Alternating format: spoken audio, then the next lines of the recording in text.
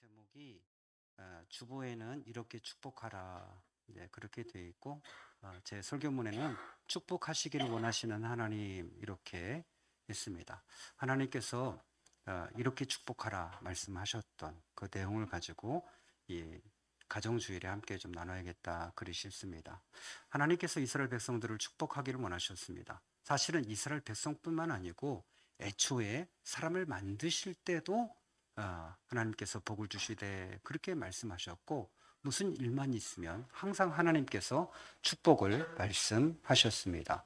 근데 하나님께서 축복하시려고 할 때에 하나님께서 정하신 방법이 있습니다. 그건 제사장들이 축복을 선포하면 하나님이 그대로 축복하겠다, 이런 방법을 고안해 내셨습니다.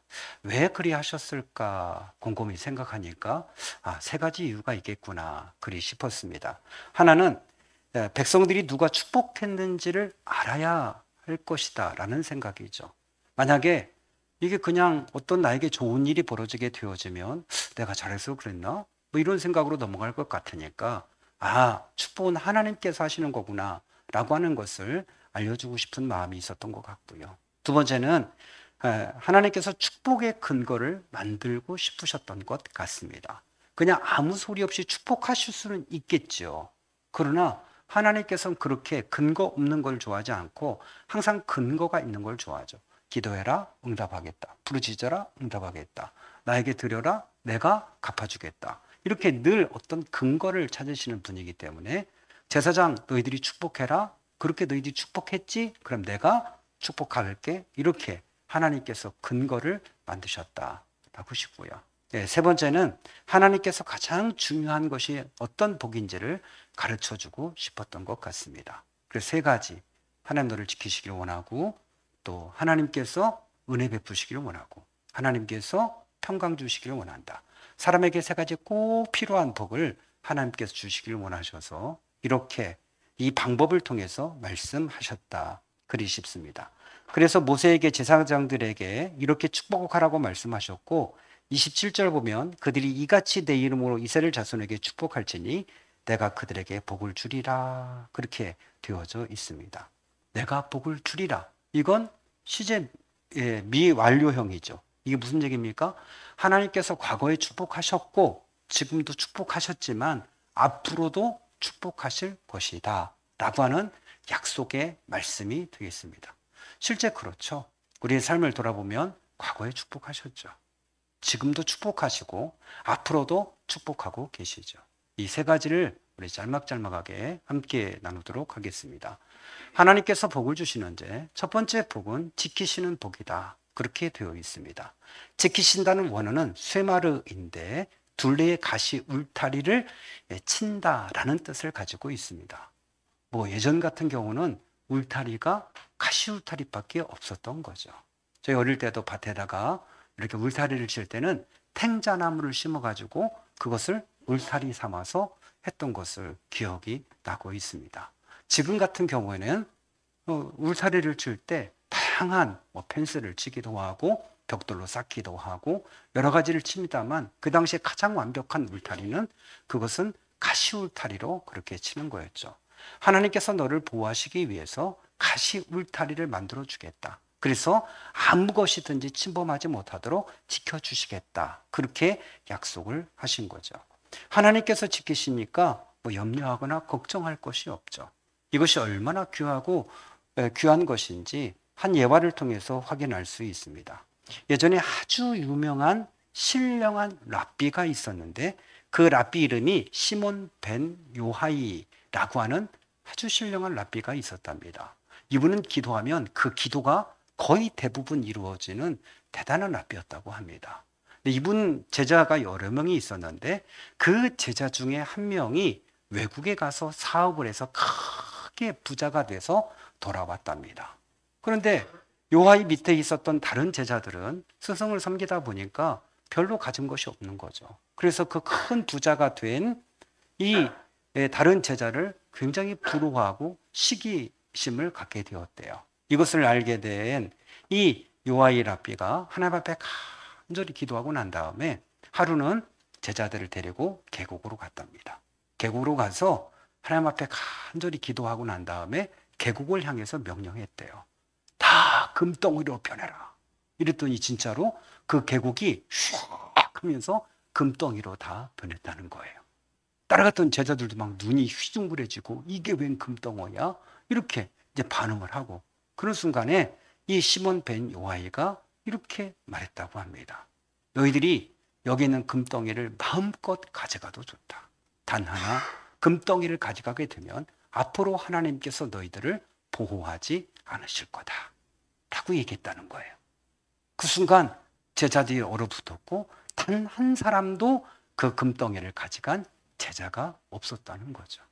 본인들이 생각할 때는 이렇게 부자가 된 제자가 축복받은 걸로 생각하고 정말 부러웠지만 곰곰이 생각하니까 금을 선택할 거냐, 하나님이 지키시고 보호하심을 선택할 거냐라고 선택의 길을 놓여보니까 야, 금덩이보다는 하나님이 지키시는 것이 더 좋은 것이구나 라는 걸 알고 그들이 하나님이 지키심을 선택했다라고 하는 것이죠. 여러분, 어떤 것이 큰 복일까요? 우리는 금은보가 생기는 것도 큰 복이겠죠. 그러나 진짜 더 큰 복은 하나님이 지키시는 거죠. 하나님이 지키지 아니하시면 아무리 많은 것을 쌓았다 할지라도 오늘 밤 네 생명을 취하면 그것이 네 것이 되겠느냐라고 말씀하시는 것 아니겠습니까? 아무리 내가 열심히 운동한다 할지라도, 그러나 하루아침에 심장마비로 갈 수 있는 것이 연약한 인간의 생명이 아니겠습니까? 내가 아무리 자식을 위해서 헌신하고 열심히 다한다 할지라도 자식이 한순간에 다른 곳으로 결국은 유명을 달리할 수 있는 것 아니겠습니까? 결국 중요한 것은 물질이라든지 노력이 이게 아니라 하나님이 지키시는 것이 중요하다라고 하는 것. 하나님 우리에게 어떤 복을 주신다? 지켜주시는 복을 주신다라고 하는 것이죠. 나이가 먹어간다고 하는 것은 시야가 좁아지는 거죠. 나이가 먹어간다는 것은 판단력이 이게 느려지는 거죠. 저는 나이가 들어가면서 정말 그렇구나 라고 하는 걸 깨달아요. 우리 같은 지방에 있었던 그 박 목사님이라는 분도 목회를 하면서 나중에 그런 말씀을 하셨어요. 오토바이를 타는데 자기도 모르는 사이에 자꾸 오토바이가 넘어간다는 거예요. 그래서 더 이상 오토바이를 탈 수 없다고 하시면서 오토바이를 처리를 하셨어요. 나이 먹는다고 왜 오토바이가 넘어가? 이런 생각을 했는데 나이 먹으면 중심 잡는 것도 이것도 쉽지를 않은 거예요.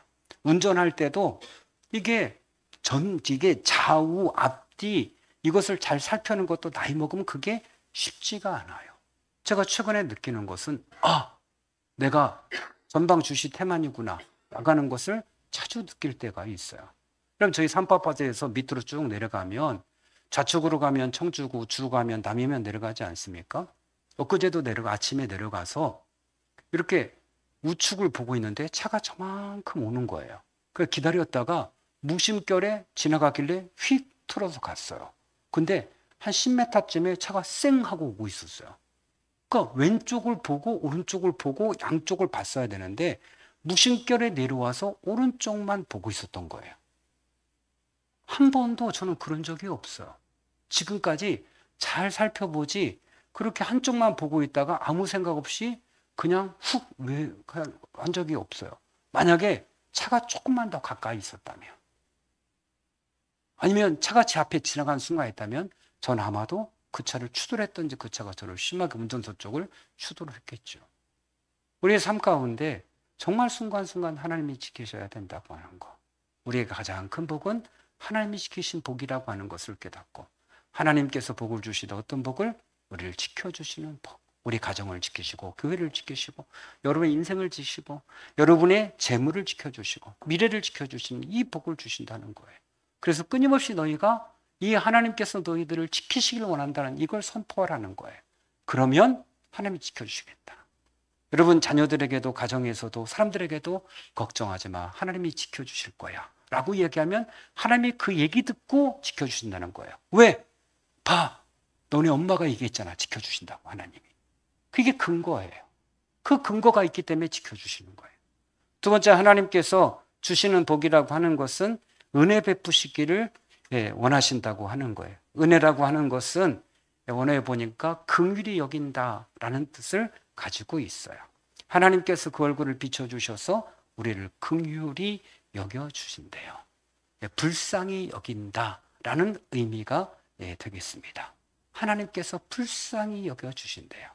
사실 이것이 얼마나 큰 것인지 몰라요. 여러분, 부모님들이 자녀를 볼 때 어떤 눈으로 보죠?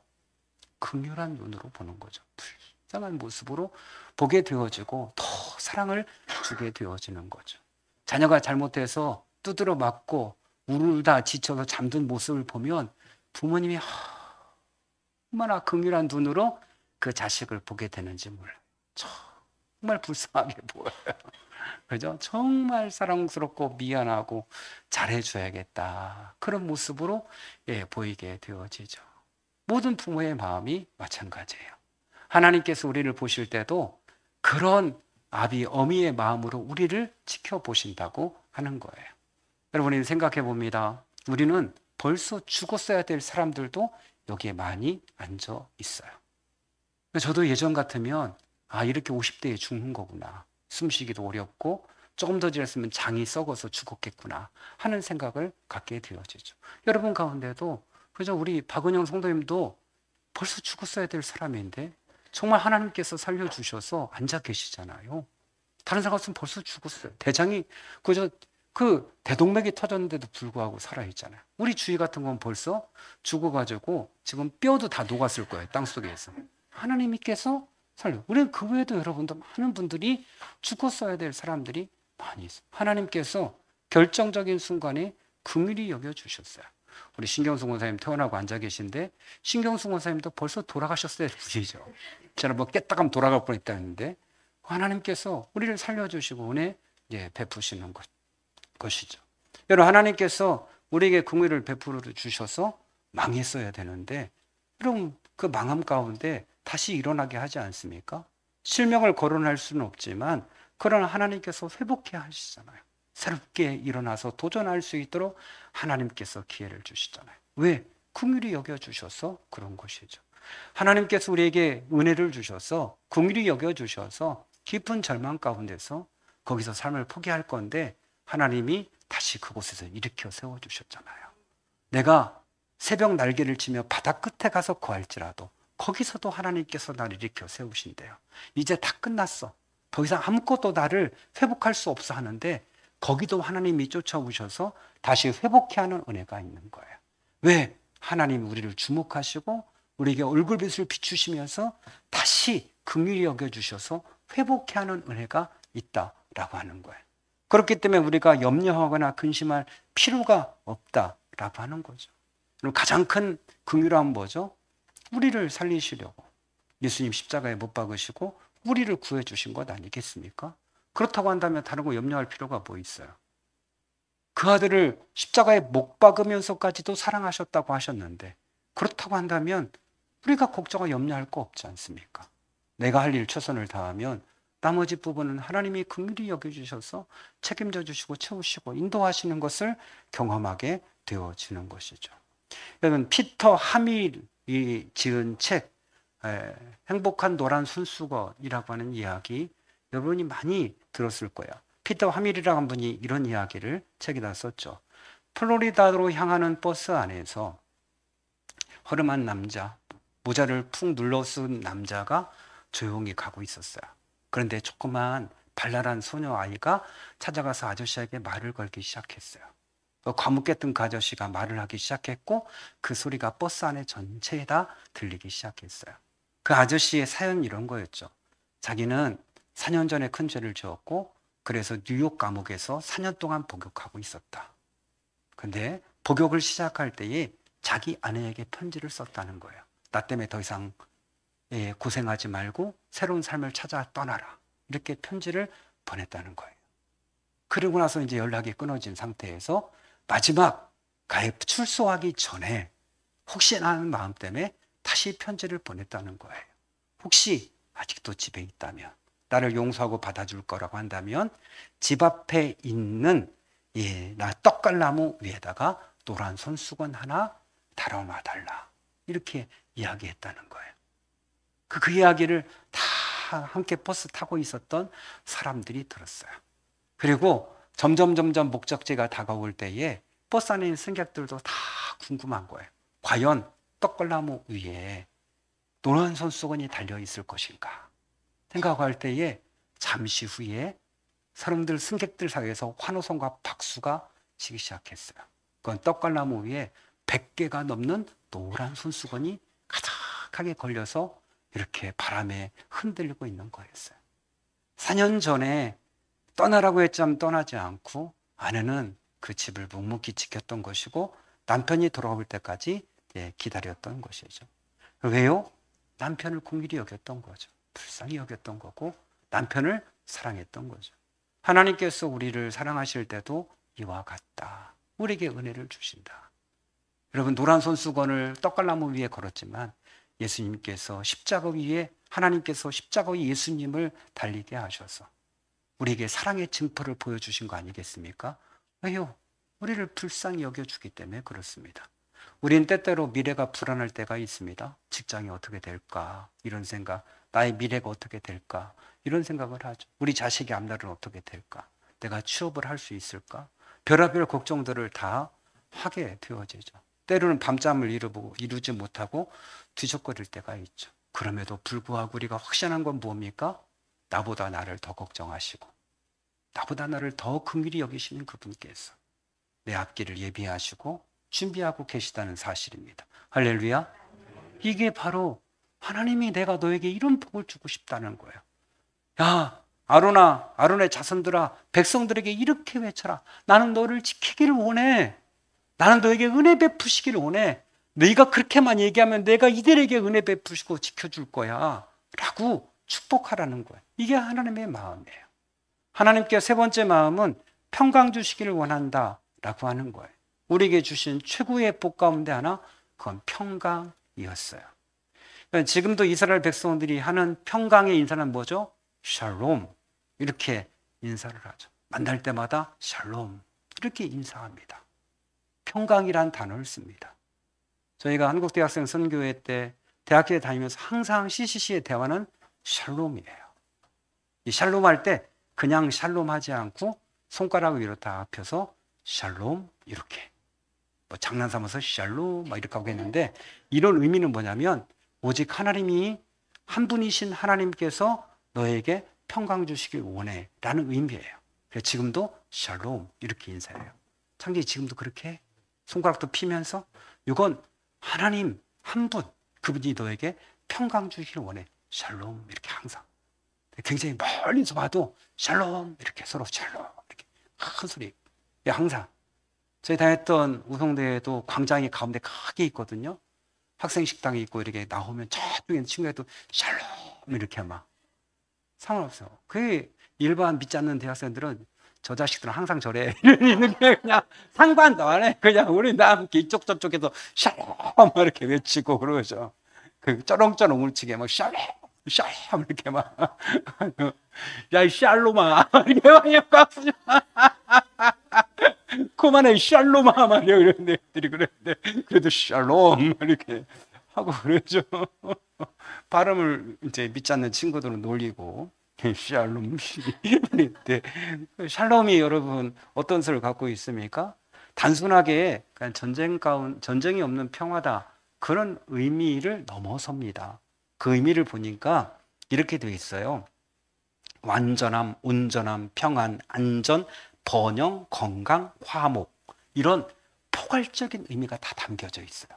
사람에게 필요한 안전함, 온전함, 평안함, 화목, 이 모든 번영, 이 모든 것들, 하나님이 주시는 이 풍요로운 복들, 안정의 복들이 다 그 속에 포함이 되어 있어요. 그 최고의 인사법은 샬롬이에요. 하나님께서 너에게 안정도 주시고 번영케도 하시고 풍요롭게도 하실 것이다. 널 하나님께서 네 마음을 지키실 거다. 샬롬 이거예요. 그 우리 샬롬하는 순간 뭐죠? 하나님이 그 근거를 통해서 우리 창진이가 샬롬을 외쳤지? 그럼 내가 너 축복할게. 이거거든요. 하나님 근거는 그거예요. 왜 축복하죠? 제사장들이 말했으니까. 왜 축복하죠? 부모가 자식을 축복했으니까. 왜 하나님이 축복하시죠? 목사가 축도했으니까. 하나님의 근거예요. 왜 축복하죠? 서로가 서로에게 축복했으니까. 하나님께 너를 지키실 거야. 하나님께서 너에게 평강 주실 거야. 하나님께서 너에게 결국은 함께 하실 거야. 이걸 들으시고 축복하신다라고 하는 거죠. 여러분, 기독교 출판계에서 가장 영향력이 있는 출판은 영훈학 대표가 있는 규장문화서예요. 예전 같은 경우는 이제 생명의 말씀사가 가장 컸죠. 근데 생명의 말씀사보다 오히려 더 많은 베스트셀러를 만들어내는 것이 이게 규장 문화세요. 규장 문화사 여운학 대표. 이분은 장로님이신데 이분이 처음부터 예수를 믿었던 건 아니라고 그래요. 이분이 와이프는 교회를 다녔지만 본인은 교회를 안 다니고 25년 동안 출판업계 일을 하다가 허리가 너무 안 좋아서 움직일 수도 없을 정도가 되어서 이분이 집에 누워만 있었대요. 근데 하루는 와이프가 당신 누워있지만 말고 성경 읽으라고, 잠언 읽으라고. 자기가 25년 동안 매일 한 게 뭐예요? 그 책 가지고 맨날 다 교정 보고 뭐 이렇게 한 거 아니에요? 그런데도 불구하고 성경은 별로 가까이 하지 않았는데 그 잠언서 읽기 시작하는데 재미가 있더래요, 잠언서가. 쑥쑥 빨려 들어가고. 그래 쭉 읽다가 결정적으로 8장 32절 내 말을 순종하는 자에게는 복이 임하고 불순종한 자에게는 저주가 임한다. 이 말씀 가운데 훅 들어온 거예요. 성령의 역사죠. 그러면서 잠언서를 다 읽고 시편, 그다음에 전도서, 시편 계속해서 성경 읽다가 믿음이 생긴 거예요. 이렇게 누워만 있을 게 아니고 내가 새벽에 걸어서 교회를 가봐야겠다 하면서 새벽 예배 나가다가 하나님께서 그 허리를 고쳐주셨어요. 그러면 내가 무엇으로 이 은혜를 보답할까라고 생각을 하다가 내가 지금까지 25년 동안 해왔던 건 출판사니까 내가 그게 기독교에 관련된 자료들이나 책들을 출판해서 내가 하나님 앞에 영광을 돌려야겠다라고 해서 만든 것이 이게 규장 문화사예요. 여러분이 갖고 있는 많은 책들 가운데 표지가 굉장히 화려하고 아름다운 것은 규장에서 나온 게 대부분 많아요. 제일 처음에 좀 어려움도 있었지만 그 양재동에 가시다 보면 규장 문화사 그 엄청난 빌딩이 큰 게 있어요. 하나님이 그렇게 축복하신 거죠. 하나님께 그에게 샬롬을 베푸신 거죠. 하나님께서 축복하는 자에게 축복하시고 축복을 구하는 자에게 축복을 주시는 거죠. 우리가 해야 될 일은 뭐죠? 서로를 축복하는 거죠. 그럼 누가 축복하시죠? 하나님이 축복하셔요. 하나님께서.